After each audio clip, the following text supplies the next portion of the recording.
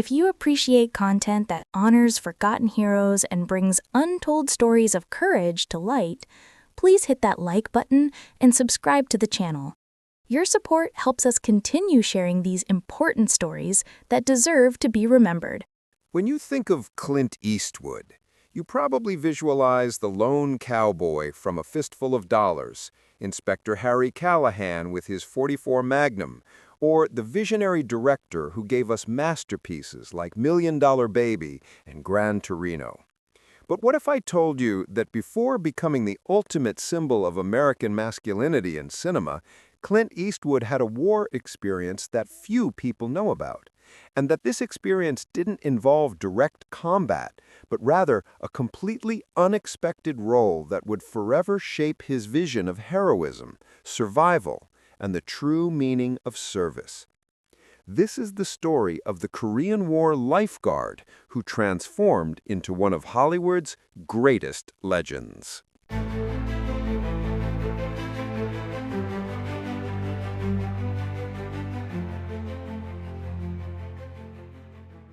Fort Ord and Chance. Fate changes course.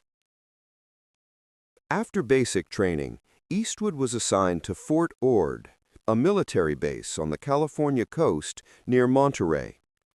Instead of being sent to the front lines in Korea, he was designated as a swimming instructor and lifeguard at the base pool. It might seem like luck. Many would see this as escaping the war. But there was a cruel irony in this assignment. While his colleagues fought in bloody battles on the other side of the Pacific, Eastwood was technically on active duty, but far from real danger. This ambiguous position, being in the war without being in the war, would create in him a unique perspective on conflict and heroism.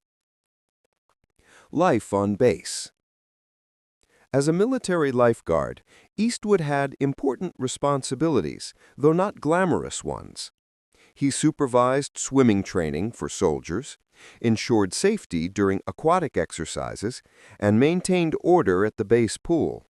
It was essential support work, but one that wouldn't win medals or headlines. During this period, Eastwood began to observe the military hierarchy, the way men reacted under pressure, the difference between performative courage and real courage. He saw soldiers returning from Korea, some wounded, others just changed, all carrying something invisible in their eyes.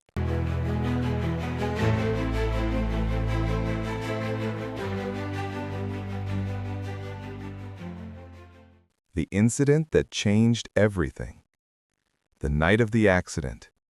But Eastwood's military experience wouldn't be just distant observation. In 1951, something happened that would put him face to face with death in a way no war film could replicate. Eastwood was returning from visiting a relative in Seattle when he hitched a ride on a military plane, a common practice at the time. The aircraft was a naval A-D bomber. Over the Pacific Ocean near Point Reyes, California, something went terribly wrong. The plane began to fail. The engine coughed, choked, and then the pilot announced the inevitable.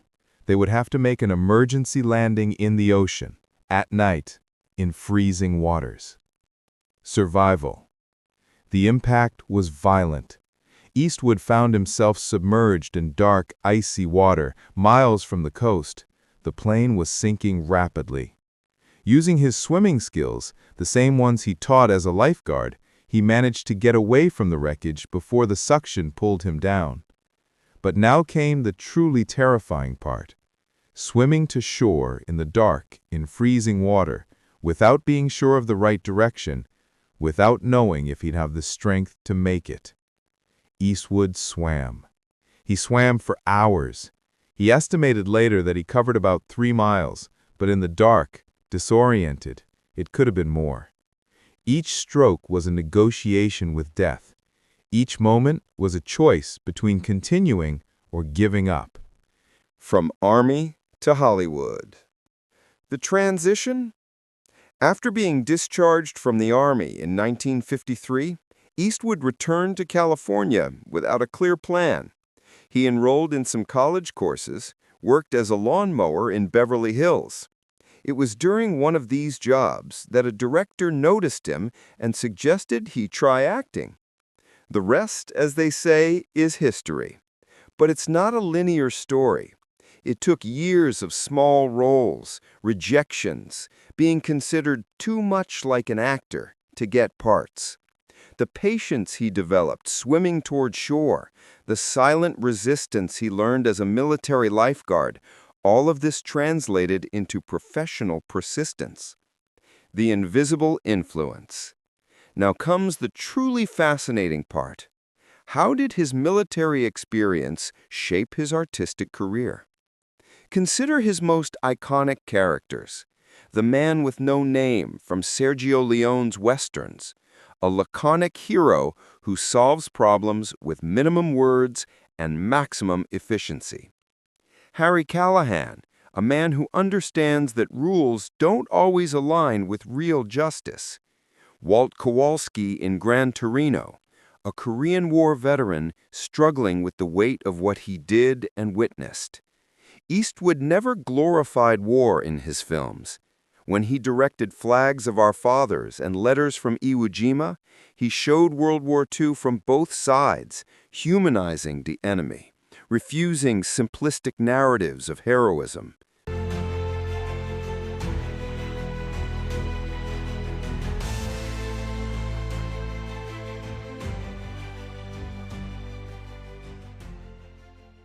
The silent code. There's something more subtle at play. Eastwood developed a philosophy of masculinity that contrasts sharply with performative machismo. His heroes are often men of few words, not because they have nothing to say, but because they understand that words can be empty. They act, endure, persist. This doesn't come from Hollywood scripts. It comes from swimming 3 miles in freezing water because the alternative is death. It comes from being in military service, knowing that colleagues are dying in combat while you're supervising a pool, carrying a silent survivor's guilt that never needs verbalizing. Legacy and reflection. What wasn't said. There's a tendency in Hollywood to exaggerate military experiences. Many actors who served in non-combat roles transformed this into narratives of heroism. Eastwood did the opposite. For decades, he barely mentioned his military service. When he finally talked about the plane accident, it was almost as an aside, a minor biographical detail. No dramatization, no attempt to extract deep meaning publicly. It was just something that happened. But this reluctance to mythologize his own experience is, ironically, what makes his art more authentic. Eastwood understands, viscerally, that real war isn't cinema, that real survival has no soundtrack, that real heroism often means simply not giving up when every cell in your body wants to stop.